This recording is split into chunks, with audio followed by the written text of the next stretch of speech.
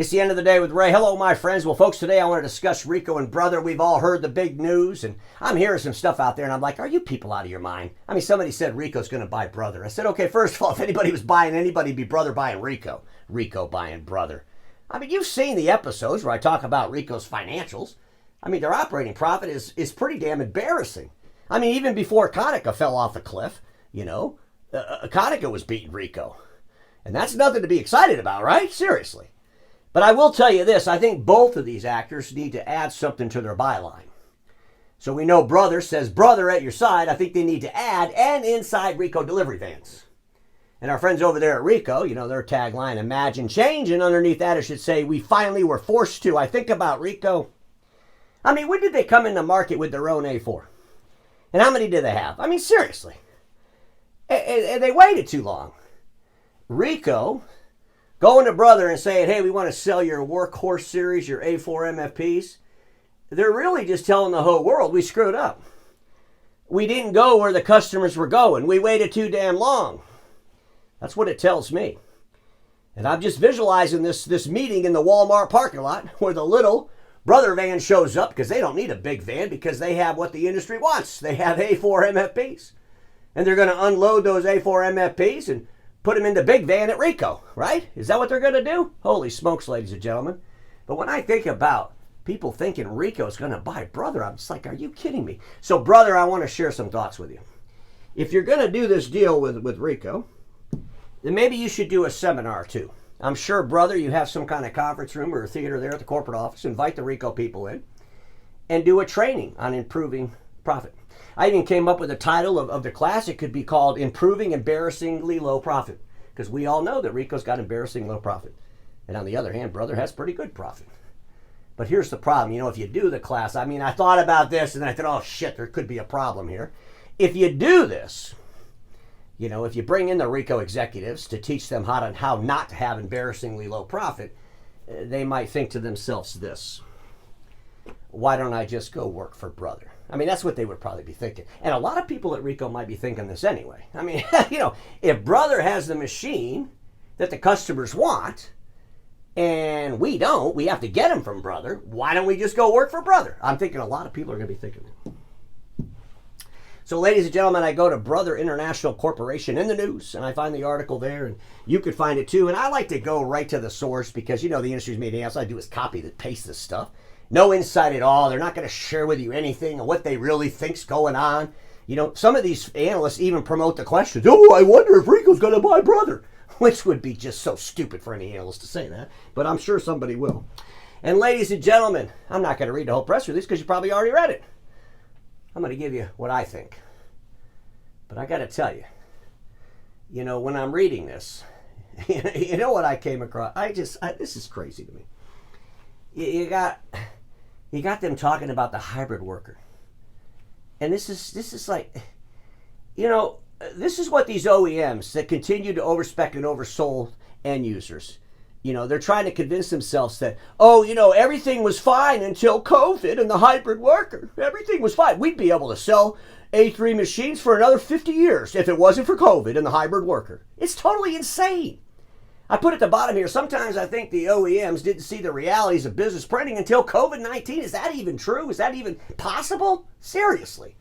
Which had nothing to do with business print's decline. It just increased the speed of the decline, which already started, and it brought awareness to the end users. It had nothing to do with a hybrid worker.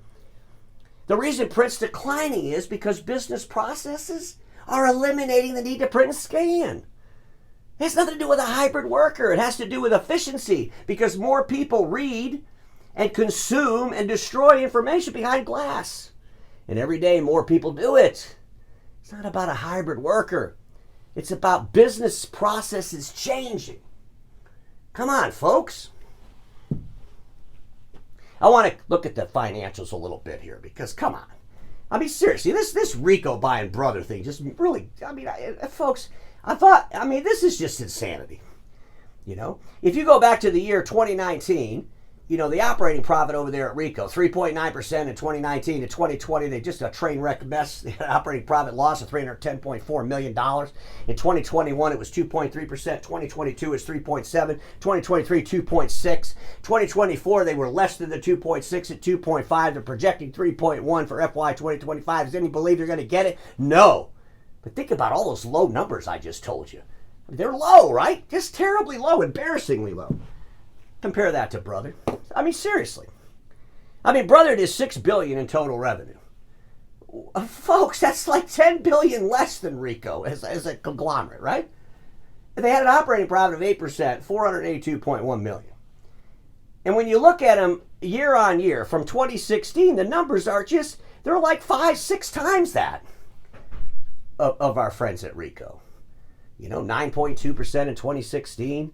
10.5, 10.6, 10.6, 10.5, 9.6, 9.2. I mean, seriously, they never went below 9% from the year 2016. Until when? 2024, they were at 8%. See, when Brother got to 8%, that's a bad deal. I even gave him a bunch of crap over that. I gave him a bunch of crap for their last quarter, that it was low. It's one of the lowest quarters they've had. But even when they're kind of like doing bad, they're doing a whole lot better than our friends over there at Ricoh, right? Seriously. So again, if anybody's buying anybody, it ain't going to be Ricoh. Let's look at this print business. Ricoh's print business, just their print without their industrial print, without their commercial production print, just their office printing. $6.2 billion in revenue for their FY 2024. Our friends at Brother, their printing was $3.8 billion. Brother's $3.8 billion in printing had a 10.8% operating profit, $406.3 million. Our friends at Ricoh, they like to mix up the office printing and the office services when they want to talk about operating profit. They separate out the revenue numbers, but we got to lump it all together for the operating profit because we'd be really embarrassed if people found out we couldn't make any money selling office printing.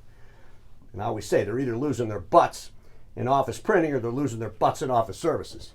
But those two units together to $13.1 billion, $10 billion, almost $10 billion more than Ricoh, right? If you combine the two of them together, and an operating profit of 1.7%. Seriously. And we also know that Brother has this Domino Business Group, which is their industrial print space. The industrial print for Ricoh for FY 2024 was $296 million. The industrial print business at Brother, this Domino Business Group for FY 2024 was $823.6 million. So look how much bigger they are. Wow, they're just so much bigger, right? The Domino Group's had some issues over there at Brother. No doubt about it. Had some impairment charges. They're trying to correct their assets, all this stuff. But at the end of the day, they've had some issues. But in FY 2024, they squeezed out 3% operating profit at $24.8 million.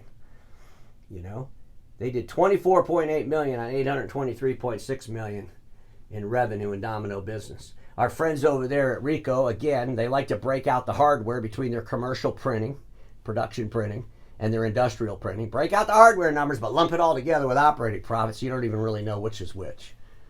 But again, I believe that Brother is a whole lot more disciplined. Let's talk about this ETRIA.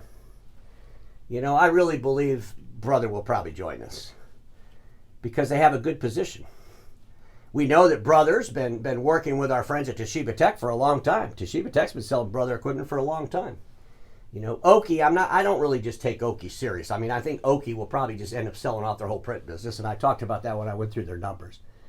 But when I think about Brother, and I think about their print business, and I think about their stewardship around their financial stewardship, if you will. They're very concerned about making money. They don't just allow themselves to make embarrassingly low operating profit. Does it make sense for them to buy into ETRIA? To take a pretty good chunk of equity of ETRIA? I think it does. And folks, we got to have consolidation of manufacturing, and I think this is a good first step for Brother. But at the end of the day, stop thinking that Ricoh's going to buy Brother. Holy crap. This is about Ricoh getting together. I like to think of it this way. Let's just pretend that Ricoh is getting together with their big brother to teach them how to do things right. Because everybody watching me knows this. Status quo is the killer of all that'll be invented. Don't get stuck there, and I'll see you all tomorrow.